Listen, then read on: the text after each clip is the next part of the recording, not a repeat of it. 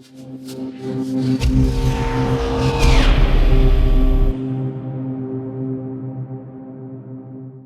I think we should start. Okay, let's get started. Right? Okay. All right. Awesome. So the video's played, right? And are we good to start? Awesome. Well, thank you. And I guess for those who were able to watch the video, think about this situation. What would you advise my niece? Should she accept? Should she negotiate? Or should she reject the opportunity? I love audience participation. So please, put your answer in the chat boxes. I'd love to hear your response of what you would advise my niece. And I can tell you one quick thing is that from this lens, as you're watching, I'm sure all of you will agree that it's so easy to advise. But think about your situation when you've been in her shoes, and how many times have you negotiated the offer? And for those who did negotiate, please, in the comments, write and chat. And what was the outcome when you did make the ask or negotiate? Jambo, namaste, konnichiwa, bonjour, and greetings to everyone, no matter where you are in this world. Today, I'm in beautiful Whistler. I love this conference because you can do it. It's a hybrid. Some of you are there. Some of you are remote. It's fantastic. Huge shout out to James and all the volunteers at B-Sides Calgary for doing a phenomenal job. Thank you. Thank you to you as the audience for joining us at B-Sides Calgary as we cover an important topic. Don't settle for less. Know your value. Today, with uncertainty in the economy, I've seen so many individuals get impacted. And it's heartbreaking to read all about the layoffs I see on LinkedIn. I see all these updates. And to add on top of all that, inflation is rising. Things are getting expensive. Just the other day, I filled a full gas of tank. Before it was $80. Today it's $120. It's a pinch. And with uncertainty, one thing for sure is be prepared for change. And whether you've recently been laid off, or if you're considering changing jobs, or even if you're staying with your existing organization, learning how to position your worth is important. And through our talk, our hope is that by the end of this session, you'll be able to apply some of the learnings to your journey, because together we can close the gap. And as we share our viewpoints, please note that what we share today is our personal viewpoints and not of our employer. So let's start off with introductions. Sherifat and I, we've known each other for quite a few years. It's been such a pleasure getting to know her and be part of your journey, Sherifat, in Canada. And so I'll hand this over to you to do a quick introduction of yourself. Great. Thank you, Artie. First of all, I'd like to confirm from the audience, because they're super quiet. Can you hear us? No audio. Okay. Great. Damn. All right. Can you hear us now? Can you hear me? Did you hear Artie? Yeah, that's really good. No audio? I'm getting perfect audio. Someone said I'm getting no Artie. Yes. So we're getting no audio. Some can hear. Hopefully, I hope you can hear us. Okay. I can hear moderator and Artie both. Okay, great. So I guess we'll go ahead. Thank you, Artie, for having me. It's my pleasure to be here. My name is Sherifat. They said they could hear Artie, but they could hear me, but not Artie. Testing again. Can everybody hear me or no? Artie, Yes. will you be able to join through the event link? Through the event link. Yeah, we are hearing 2 times. Through the stream link. I have joined through there. Hold on a minute. I'm just going to.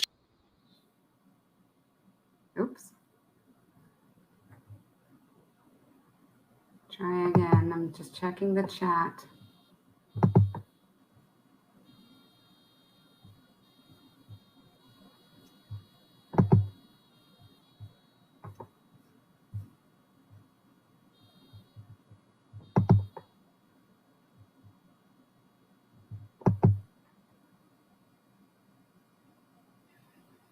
And I'm just checking the chat.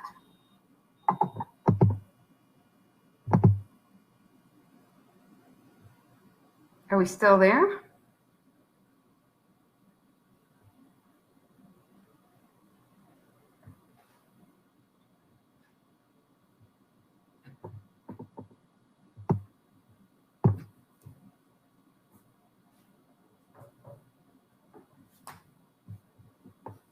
Love technology when it works, but don't love it when it doesn't work. Hang on.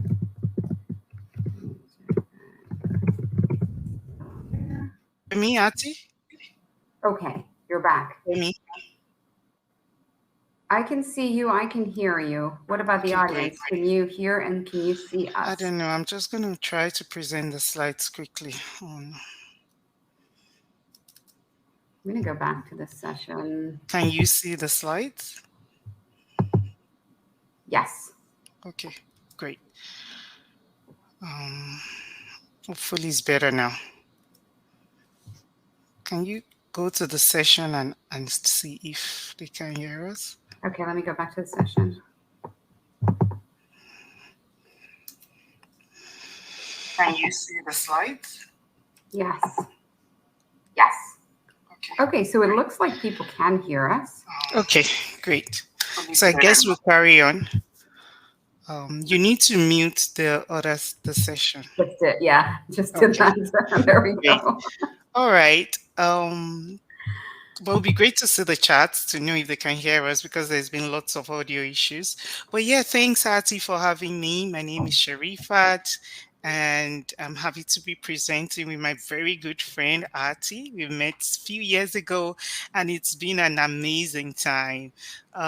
When Artie reached out to me to say, hey, come, let's talk about this, I'm like, yes, definitely. Because even for me, this is a problem, right? Sometimes you sell yourself short.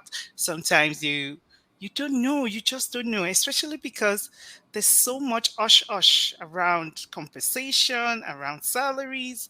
You don't really know when to get the best value for what you're worth. So I'm really happy to be here. I'm hoping the audience can hear us and we have a fantastic time today.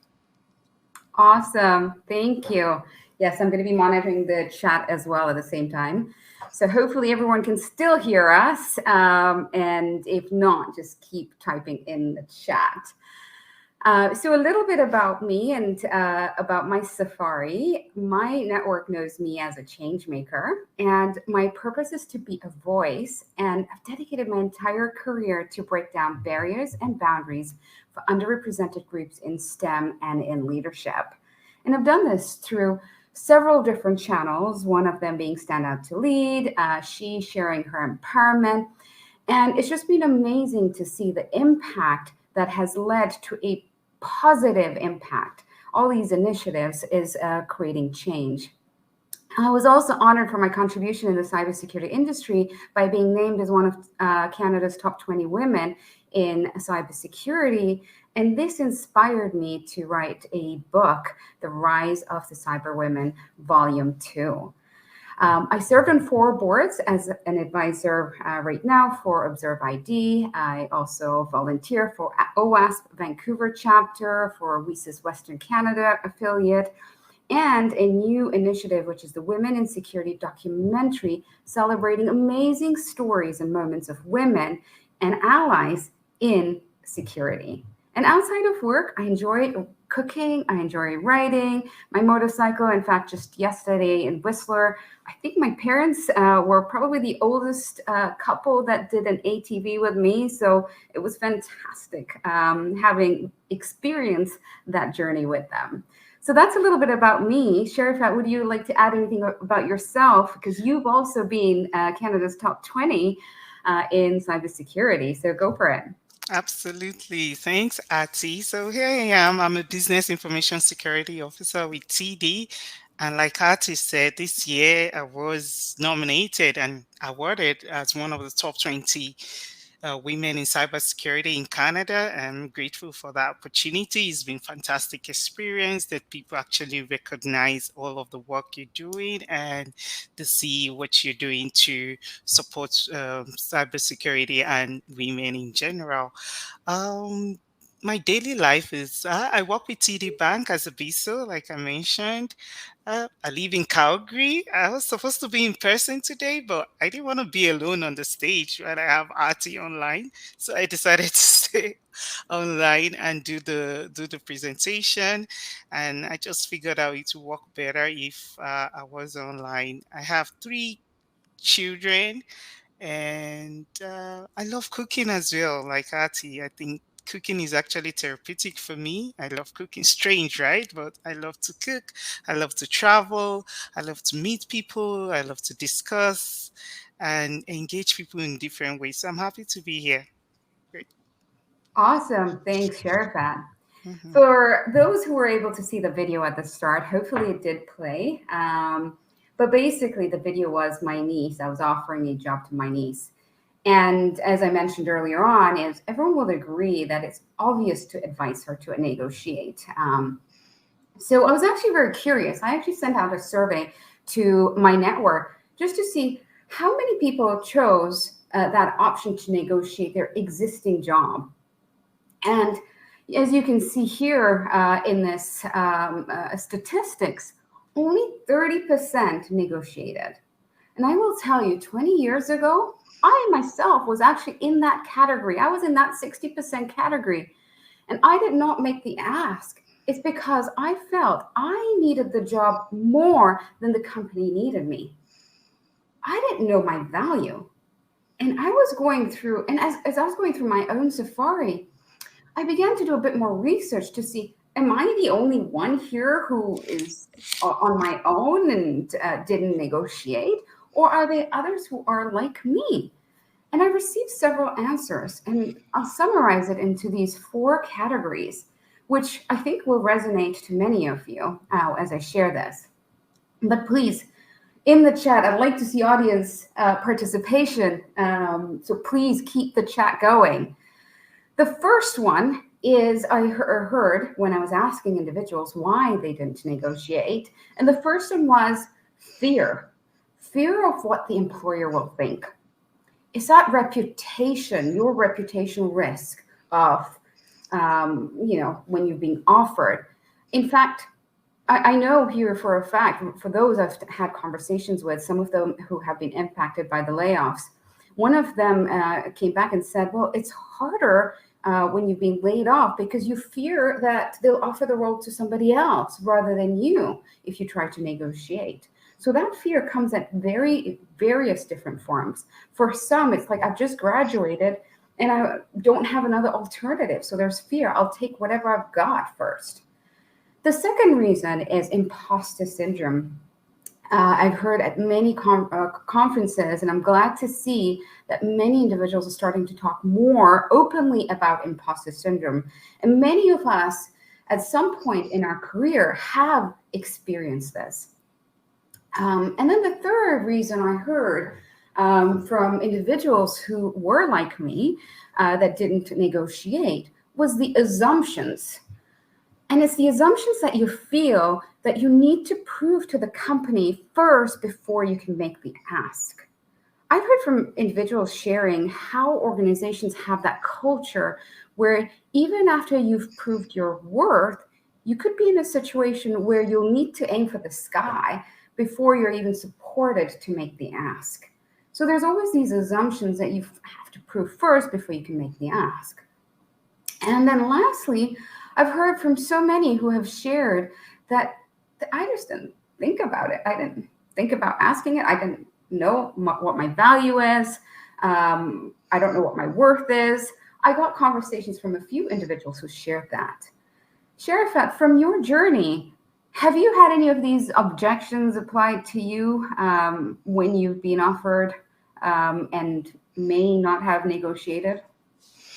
Yes, definitely. I know for almost every time that I've been offered a position, I'd had to go through everything you described. So it starts with, even though maybe I didn't lose a job or I wasn't asked to go, I have these offer at hand, but everything is running through my mind. So I'm thinking, should I accept it? Is it good enough? Should I ask for more? If I ask for more, are they going to go to the next candidate?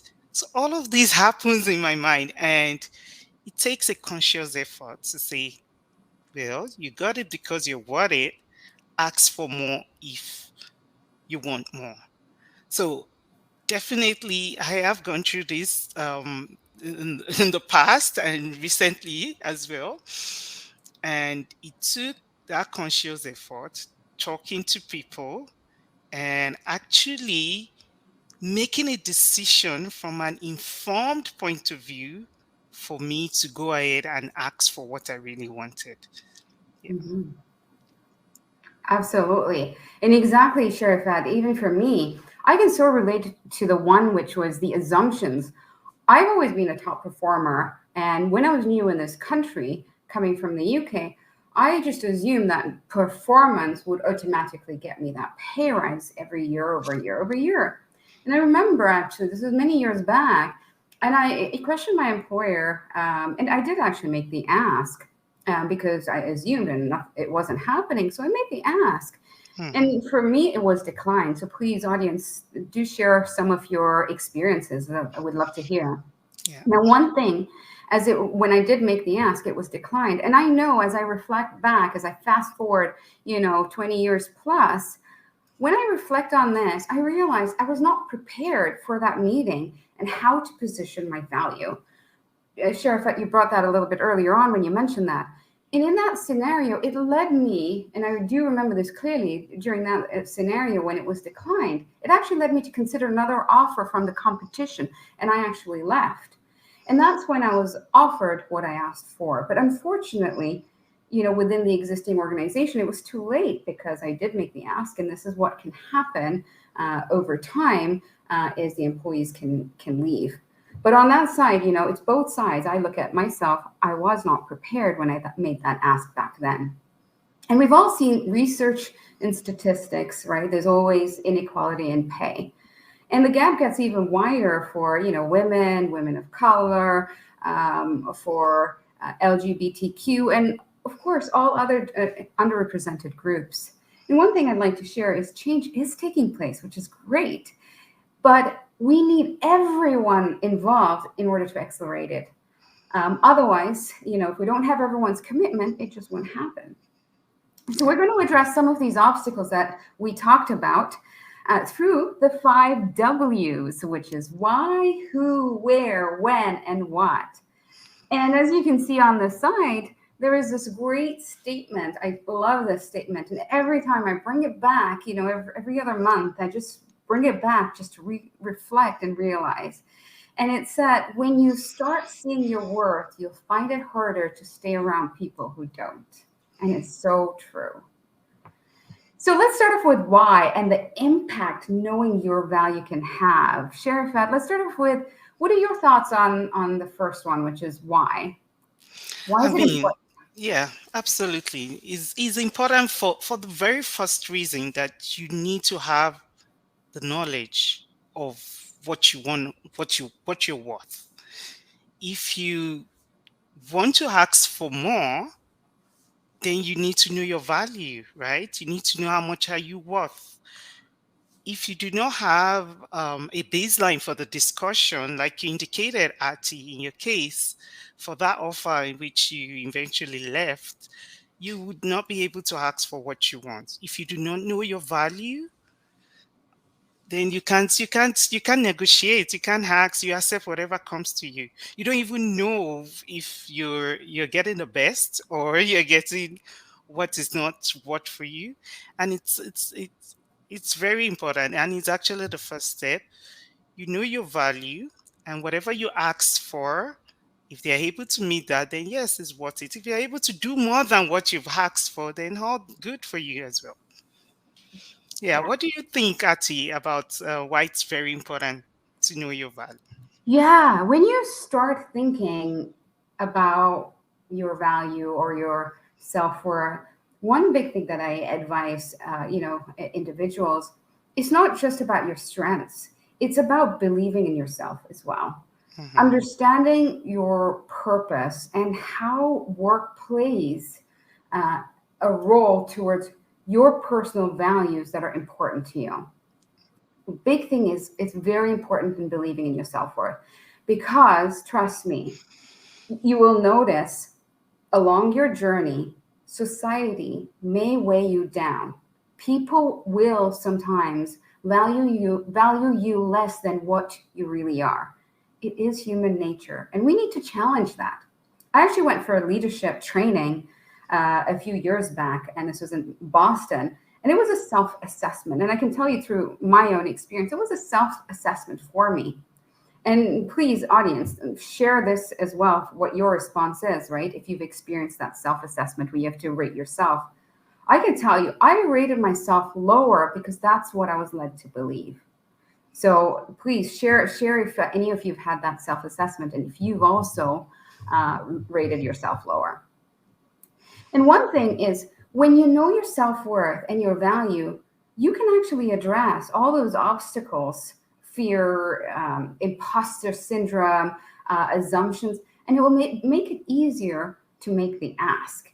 And even though, if we look at this, everyone has a different approach, we see things through a different lens, right? Mm-hmm. The one thing, Sherifat, as you mentioned, is making that ask. But always remember, one thing is, when you are offered that position, for example, you always have to remember that they have offered you that role because of what you're bringing to the organization. And therefore, just keep thinking, believing in yourself. There's also another example I'll talk about, which is an article, a very interesting article. It was from News, and they explain it really well. There was two candidates, basically. One individual who, both individuals were offered 100,000, and the one individual had asked for 7% more, and it was granted. Now, Mm-hmm. let's assume between both individuals, the same rises, the same promotions are applied. If you fast forward that and start calculating over a 35-year period, the individual that started at 100,000 would have had to work for 8 more years to match individual two. 8 more years. I know I've experienced it in my own self when I was new in this country. I just took whatever I could because I needed a job, right? I started off at a very low level. It took me so many years to finally get to where I should be. So this is just something, it's a really interesting article. It just gets you to reflect. When I read that, I was like, oh my gosh, yes, that's true. Just looking at that. Um, in my scenario, definitely more, at least a minimum of 2 more years of income I would have had by now if I had started off at a higher rate. Yeah. As you were talking about that, Artie, I think we should explain it a bit more for people to get it. So, whatever you start off with as your base, your increase is a percentage of your base. Your bonuses is a percentage of your base. So, look at that person over a 35-year period. That person will have to work 8 more years, 8 more years to catch up with their peer just because they didn't ask for more. And do Mm-hmm. you know that companies even expect you to ask for more? Mm-hmm. A lot of companies expect you to ask for more. So knowing your value is important. It's important for you to get the best for you. And I also want to look at it from an angle of also understanding what is it that you need to do to go to the next level. What do I mean by that? So you have done your research, you've done your self-assessment, you see where you are, and you see the kind of opportunities in which you want to go for. Trying to understand your value can actually help you to see the difference and what you need to do to get to your next level. So really knowing your value will also help in helping you grow and helping you get to that very next level. I think we should go to the next one. So who is responsible to correct the pay gap? I love this question. It's very fun. Yeah, what do you think, Kati? Yes, we are all responsible, whether you're an employee or an employer. In my opinion, it's we're all responsible. Now, we shouldn't wait for legislation to happen, or I've heard statements, it's not my responsibility. Whether you're a hiring manager, and if, I mean, if, for those who are hiring managers, put it that way, if you see an unfair advantage in your team's pay, be a voice, as you are in a position to make that change. If you're an employee, you need to make that ask, as Sherifat has mentioned several times, make that ask. But remember, when you are making that ask, do it in a way that matters. And we're going to share a few tips. I did see a question from Rebecca in the audience. When we reach to where some resources that we're going to share, we'll definitely share a few tips as well. Now, I recently had a conversation back to who's responsible, even your peers, your colleagues, your friends. I had this conversation just literally 2, 3 weeks ago, and I'd worked with him about 12 years ago. And I was in the process of accepting an offer, and he happened to be working at that organization. And so I connected with him after several years, and I wanted to know a little bit more about the organization's culture. And when we connected, the first thing he said was, "Thank you." And I was like, I was puzzled. Why is he saying thank you? And I didn't realize this, but from 12 years ago, he actually remembered the full conversation we had.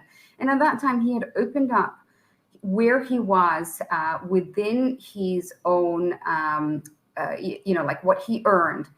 And at that time, I felt, as a peer, I felt that based on his level of experience, he was less than industry standard. So I shared a couple of pointers over to him, and he actually remembered that advice 12 years later. He still remembers that till today. So I was pleased to have had that conversation with him, because he did say to me, is that conversation helped him internally as well as within his own career growth. So it was a positive result for him. So you know what? All of us are responsible. Sheriff, what about you? Any of your thoughts and examples? Yeah, and I agree with you. Everyone is responsible for this. As an hiring manager, yes, definitely. You know what the budget is, you know what the company can afford to pay. You want the best candidate. You have interviewed this candidate. You've seen that this candidate is able to deliver their value. You go for it and offer them what you're worth, right? So that is from the hiring manager point of view. From the organization's point of view, your policies, your processes should support offering the best value that you can afford as an organization to your candidate. You want the best candidate to work for you, then you offer them the best. I know most organizations have minimum and maximum ranges. Yeah, make sure the minimum range is competitive enough and attractive enough to the candidate. But ultimately, the responsibility, I would like to say, really depends on the candidate. You're the one asking for this. You're the one who you understand your demands. You understand your worth. If you have done that first step that we talk about, knowing your value, you know your value, you know what you're bringing to the table, you know the value you are going to add. If the organization fails to recognize that, if the hiring manager fails to recognize that, then you take it ultimately into your own hands and take responsibility to correct that pay gap, because it has a way of going in a loop. Once you start off with that compensation that is below your value, it has a way of just going in cycle. You keep going in that thing, and it's quite difficult to break away if you do not take conscious effort to break away from it and actually go back to reevaluate, understand the value in which you work, and then begin to ask for more. So I'll leave it with everyone, like you said, but ultimately you are the candidate. You know what you want, you know how much you've invested into gaining that experience, how much you have invested into becoming who you are, then you ask for more. And at the end of the day, what's going to happen? It's either a yes or a no, right? No, we can't offer you. This is what we can offer. Or yes, yes, we can afford it. So you have nothing to lose, to be honest. Mm-hmm. Yeah. I totally agree on that. You've got to make that ask, Yeah. and I do want to add one more thing, Sherifat, is that for me, just within organizations, I've been a voice for transparency within organizations, and the companies have mentioned that they've fixed the pay gap. I see a lot of things on LinkedIn. I hear from a lot of individuals. But just for those who are, or organizations that are mentioning that, just make sure you're backing that with data to share to your employees. Don't just make that bold statement. Do have that data to back it up. And there are some few companies out there who have begun sharing data, but of course, I'd like to encourage more and more organizations to be more transparent in that on that process versus waiting for legislation. Because I know some states in the U.S. have started beginning, providing that information as part of a job description. Hmm. So let's move to the next topic, Sherifat, which is when to negotiate. When do you think it's good to negotiate? And two parts to that. Maybe we start off with when to negotiate, and then we move to when to turn down the offer. Absolutely. So when do you negotiate? I think at the very beginning, you got a call from a recruiter or a hiring manager that interested in you. And for them to have reached out, they see that yes, you may qualify for this role or you are eligible, you can fit into the organization. They've looked at all of that. There's nothing bad in throwing up the question to say, hey, how much is this worth? And that helps you and saves you the headache of going through the whole process and leaving negotiation till the last. So you can ask, this is, how much, what's the compensation like? What does this role offer me in terms of compensation? And they'll give you an idea. Usually they start off with a range. Oh, it's this between this and this. It also depends on your experience and blah blah blah. And at that point, you can begin to, okay, something I will consider, or this is not for me. But you can only make that decision if you have understood your value. If you do not know your value, then anything that is being offered to you will seem attractive, and then you will consider it. So I'll say at the very beginning, but it can also happen at any time. There's a twist to this, though, Artie, and this is from a personal experience of someone that shared with me. So she started off, did well with this interview, and she had initially given it what she wanted, like, and they were happy with that. But she continued with the process, and at about when they were trying to offer her, they offered her something which met her expectation, but she did her research a little bit later and found out that she could actually ask for more. What do you think? Could she have gone back to ask for more? It's an interesting conversation, right? And it's back to exactly to your point, right? Is if you fail to prepare, then prepare to fail, right? So in that situation, she started off asking for what she asked for, and that's what she was prepared for, and she was prepared to accept that. So then, as the employer has given her, realizing it's less. I mean, there's two parts to that, right? Some good leaders, very few good leaders, will actually say, actually, and this happened to my sister-in-law. She actually didn't value herself like where she should be, and she was offered, like she was asked, which role would you think you would fit in, and she said a level one, and the leader actually said, actually, I don't feel after the interview you're at that level one, and corrected her. And so she was hired at a level three. So you can see the difference, right? From a leadership perspective, that corrected it for that individual who didn't. But to your point, I mean, if that's what that individual asked for, that then and they got it, and they weren't prepared. Now going back and asking for more, it's too late. It's too late. Hmm. Interesting. So what's your thought about when to negotiate and when to turn Yeah. down an offer? Yes. Okay. So I love this question because I'm in sales. And, the funny part about being in sales, even when I'm speaking to CISOs like yourself, And first, in the first 30 minutes, they ask me, what's the price for the solution? I'm like, I haven't told you the value yet, right? And I'm always asked that question, right?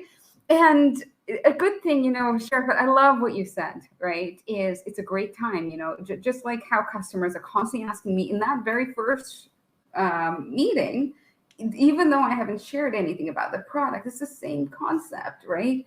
It's always try and ask that question. Or, I love how you phrased it, Sharifat, is just, what are the salary expectations? By you asking that first, right? And, or if they ask you, usually a recruiter will ask you first, right? At some point, they'll try and figure out, do you fit in line with what their expectations are, right? And is this a budgeted position, right? Uh, Pretty much just turn that question back to them and just say, hey, I really appreciate your question. What's important to me is transparency within the organization, and I'd like to hear from you. What is budgeted for that range, Absolutely. Yeah. right? Mhm. And exactly to your point. So I think every single one of the conversations you tend to have in an interview process, you're always negotiating. You're always negotiating. And I can so relate to the scenario that you provided, Sherifan. But there was another one whereby, if we look at when to turn down an offer, right, which is, for me, I've been in that situation many times where I have turned down offers. And for me, it's if the company does not align with my personal values, no matter how attractive the offer is, I will turn it down. And this Mhm. is something that you will know during the interview. And I remember a few years ago, Sheriff, and this is like, something, it was an unbelievable offer. It was a fantastic offer, like a lot more than where I was. And of course it was attractive. But I remember I was in California, and the I guess a very senior executive of that organization. I was going to meet them. They had a PA who I could see when they came out of the room when he was doing this, because I was there on time, just up there, just not even a few minutes late, but I was right there on time. But I could see the conversation and hear actually the conversation he had with his PA. I didn't like what I saw, because you need to treat your employees, and when I see that wasn't the right thing that was done, that was a clear indication of what the culture is, because it gave me what the view was from a leadership perspective. And that's where, when I flew back, I said, I called the hiring recruiter and I said, you know what, thank you for this opportunity, but this is not something that aligns with my values. And that's kind of where I turned it down. What about you, Sharifat? Yeah, and absolutely spot on. There are a couple of things I look at. Culture is one, and it's important that you said that for us to be so observant to see how people treat other people, right? It's just like when you're dating someone, and you go to a nice restaurant and he's treating you all nice, and he's treating the waiters and every other person like trash, you know Yeah. that's not a good person. So it's very similar to that. Yeah, but I also want to call out that there are other things beyond compensation that determines when to, like you said, the culture is one, your what you value is one as well. For me, it's very important for me to work from home, to be a remote worker, because I have little children. Well, not so little, but they still need me to work from home. It's not easy being a full time working mom, in Canada or in the US or any of the advanced country. Back home, you get a lot of help, you get everyone to help you, but here you have to do most things yourself. So that's very important to me. And I found myself turning down a couple of offers because, yeah, it wasn't a work from home. And that had nothing to do with the compensation. So, part of knowing your value is not only understanding your monetary values, but all the other things that are important to you. Do you want more vacation days? Are benefits important to you? Is work flexibility important to you? Culture, all of those things are important. And once you know that, it will be screaming to you when you know this offer is not right for you. Just like your case, Artie, when you saw that person treat his PA that way, you said, no, I don't want to work with such a person, and you moved on. Mhm. Great. So I guess we'll Yes. move on to resources because of time. Yes, yes, and I totally agree with you, Hmm. Sheriff. Just to add on to that part, is it's not just only about pay, right? Hmm. It's all about the other pieces. I was literally in the process of negotiating an offer, and with everything going on in my personal life, I needed more time before I go back and work. And what was great about the organization I accepted the offer was I said I need 2 months before I joined, and they were happy in my career. When I see that level of flexibility, what you're asking for, there's so many other things other than pay, more stock options, more vacation time, like you said, so many things that you can ask for. Yeah. Yeah. So you mentioned the next one is where to find resources.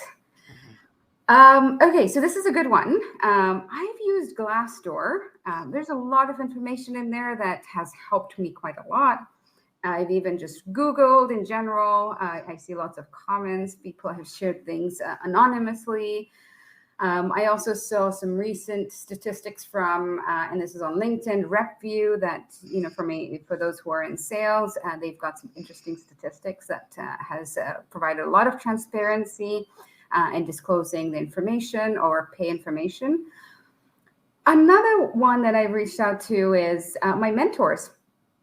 For those who have mentors, reach out to your mentors and just have those conversations because they've also helped play a role in, for me, understanding my value from where I was before to where over the years, I've been working with mentors and they've helped me along the way. What else? I'm just trying to think. Just try and look at companies of similar sizes. You'll be able to try and see information when you're going through interviews. You will kind of know if you're interviewing with a competition or a couple of companies who are in a similar industry. You'll kind of, through conversations from recruiters, you'll have those kind of conversations, and just know, back to what Sheriff had mentioned about knowing what's important to you, is even just knowing how some organizations operate. Like, for example, smaller organizations in my field, they'll offer a lower base rate, but a higher compensation variable. Whereas large organizations will offer a higher base rate versus a lower and a lower compensation rate. That's basically how it is in the industry. So just knowing a bit more about the market, Hmm. doing your research. Google is my best friend. There's so much information out there. What about you, Sheriff? What resources have Yeah, I you? agree. Yeah, I really agree with that. In addition to all of those sources that are available on Google and talking to your mentor, I realized that talking to people that you trust also helps. Mhm. So if you're just in doubt, you've checked all of the publicly available resources, but you need a bit more confirmation, something closer to home, you can actually look out for someone in the company which you can reach out to and ask, I'm not asking for specifics. I just need an idea. What do you, this is what I'm considering to ask for. Do you think this is within the range of what they will offer? And I've tried that before. About last year, I was being interviewed for a role with a company, and before I joined TD, and I was going to ask for a particular amount. I ended up not going with that company, but it wasn't because of compensation, though. It was related to work from home. And I reached out to someone who was working there to say, hey, this is what is happening. This is amount I'm being offered. What do you think? And she gave me insights. Say, oh, I think this will fly, this wouldn't fly, this will go, and this wouldn't go. And that really helped. So this brings me to the importance of networking. Who is in your network? Who can you reach out to talk to and ask about these crucial questions? Because compensation pay discussions are so hush hush that people do not want to talk about it. You need someone you can trust, that you can be open to, and they can also be open with you and talk to you about and really help you with that, because you don't want to accept an offer and you get into the company and you see what is happening and you suddenly become demotivated. Because at the end of the day, once you're in the system, you get to see more. You want to be happy joining the company. You don't want to run away after a few months because of compensation gap. So in addition to those resources you've shared, Glassdoor is fantastic. LinkedIn is fantastic. A couple of roles I've seen in the US, I see they actually put the pay range in it. It's not very common in Canada. I hardly see pay ranges in job ads in Canada. And so you can also reach out to a trusted person in your network or in your cycle. Great. Mhm. Yeah, I see on the chat, great comments there on the explanation there about when you found yourself being the lowest paid in a team, right? And the important lesson there was in terms of negotiations, right? So yes, keep the chat coming. Definitely keep. It's such an important skill, definitely, and it's as simple as just making that ask, right? And Sherifat, I love what you said. It's just ask your peers, because I don't know why it's so hush hush in this industry about, like wherever you sign, it's very confidential, right? Yeah. And we need to start changing the culture and the environment so that there's more transparency, because companies are saying we're transparent and we fix the pay gap. So bring that transparency and share that, right? Yeah. So I guess let's move to the last part, which is summarizing and tips, like what you can apply to, 3 or 4 simple tips on negotiation strategies and tactics. Sherifat, what are your top tips? Yeah, so first of all, I'll say when you're going to ask for more, sell yourself. So let the your recruiter or whoever you're talking with or you're in negotiation with, let them know the value you're bringing. Let them know this is the reason I'm asking for more. This is what I'm going to do. This is what I've done. This is what I'm capable of, and that will help you make that discussion or negotiation go much more easier than going to say, hey, I need this because I just want this, so that's one for me. The very first one is sell yourself. Make it clear. This is why you want this. This is what you deserve, and these are the reasons why you want this. Another one is, of course, do your research, go with facts and figures, know what you're going for, and you know, you once you've done your research, you know what the company or what the organization is capable of paying, and then go with those, and that will help you with that discussion. Yeah, what are your thoughts, Artie? Yes. First one I would say is be fearless and make that ask. It's hard, but trust me, once you start, it becomes easier and easier and easier. So be fearless. It's kind of like as I bring, for those who got to see the video with my niece, the example I give is when she asks her parents, she wants a sweet. Even though she knows that she's not supposed to ask until she finishes her homework, for example, but she's fearless, she'll still ask, right? So have that in you, is have that fearless piece in you. Because guess what? In my niece's case, the parents, what are they going to say? No, but I'll tell you, sometimes I've seen the parents say, okay, go for it. Right? And she's fearless. And I sit and I'm like, oh my gosh, I can't believe she just asked after they just, said something to her and she's grounded and she still asks for that. Amazing. We need to bring that back in ourselves, right? And as Sherifat, you brought that example, just always ask when they've given you an offer. For example, if you didn't get around, asking them what the budget range is, and they give you the offer, simple ask is this negotiable, Mhm. right? And I will tell you, in my career, 95%, right, will say yes, it is negotiable. right? And exactly, Sheriff, you mentioned this earlier. They've got a low range and a top range. Recruiters always start off with the low range. I don't know why, but they'll always start off with the low range because they're expecting that they'll have to negotiate. So ask them, right? Is this negotiable? And many of them, 95% in my case, have said yes. And then this leads me to tip number two, which is, as I mentioned earlier on, is if you fail to prepare, prepare to fail. So I agree, Sherifat, with your tip as well, is do your homework and find out the right information. There's lots of information from your peers, also from your colleagues, from your mentors. Get that information in advance and prepare and align it with your values. That's really important. You've reached that stage where you have the right to bring your feedback, to ask, right? But make sure you ask in a way that matters, right? And remember, in fact, I just had a recent conversation where someone was informing me, and it totally aligns with what I've been saying in many talks, right?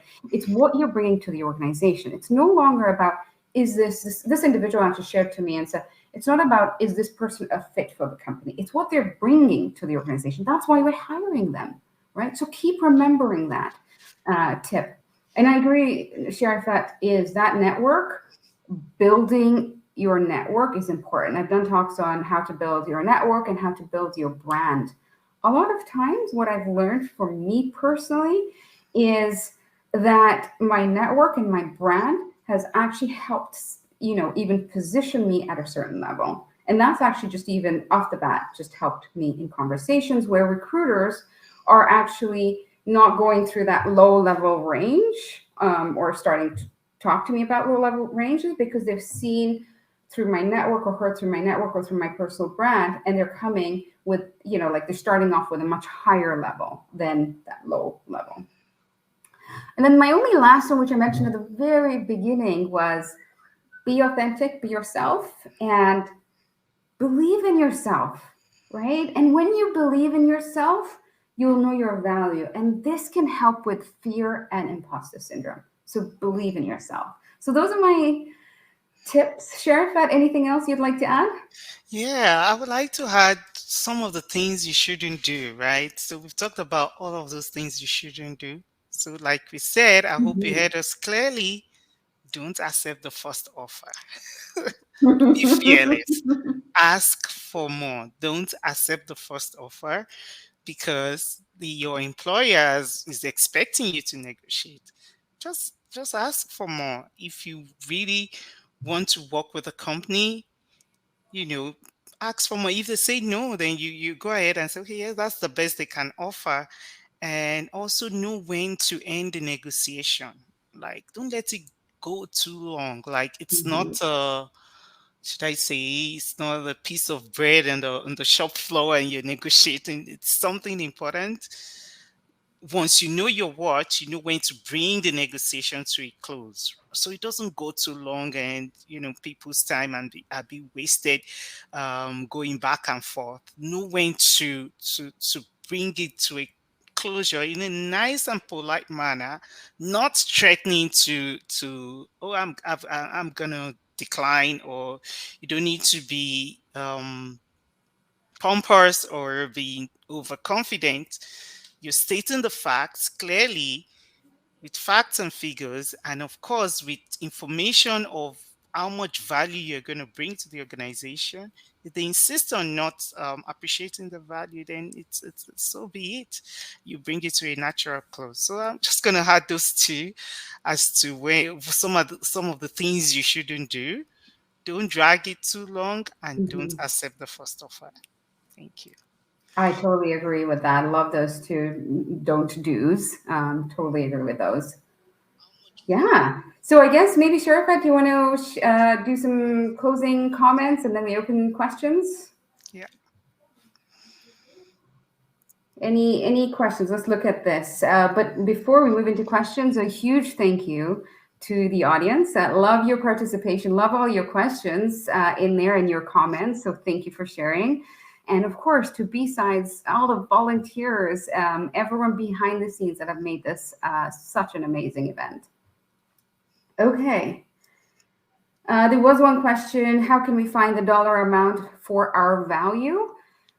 We kind of shared a little bit in terms of the resources. Sherifat, anything else you would like to add on that question? No, I think we shared everything. We talked about Glassdoor, we talked about LinkedIn, we talked about talking to people.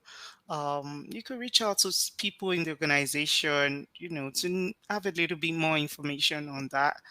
And, comparing all of these resources together, looking at orga- other organizations similar to the organization you're working, you're applying, or you're being asked to join, you can reach out to just compare, do all of your research and combine that. And yeah. Okay. And then there's another question there. How can I negotiate when I already said my expected salary and they gave me more than the expectation? Okay. So you asked for something less and they gave you more? Is that? That's what the person is saying. Mm-hmm. So I would like to take that. Basically, I assume that you set your expected salary because you understood your value and you've asked for what you feel you're worth, and the company is coming to offer you more. Are there other things in the offer that you've checked out through? Did you look at the number of vacation? Did you look at the benefits? If the pay is good, are there other areas of the offer you can ask for more? Right? So that would be what if everything absolutely ticks the box for you and you're satisfied, you feel happy about the offer, then go for it. You can accept. Why not? But just before you accept, make sure you check everything. The pay might be fantastic. Well, what about vacation days? What about flexibility at work? What about development opportunities? What about having shares of the company? Think of other things that can help you get more from the offer. Mm-hmm.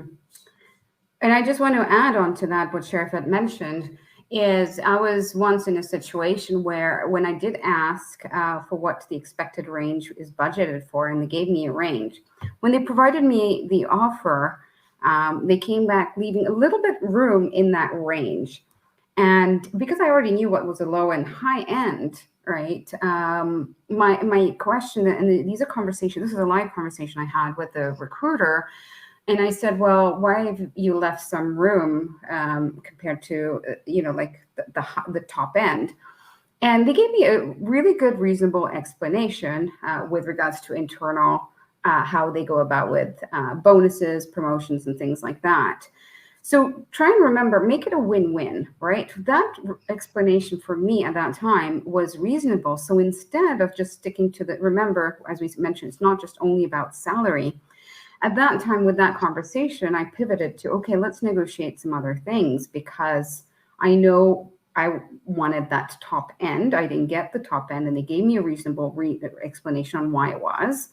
I asked for more stock option, and so they did increase the stock option.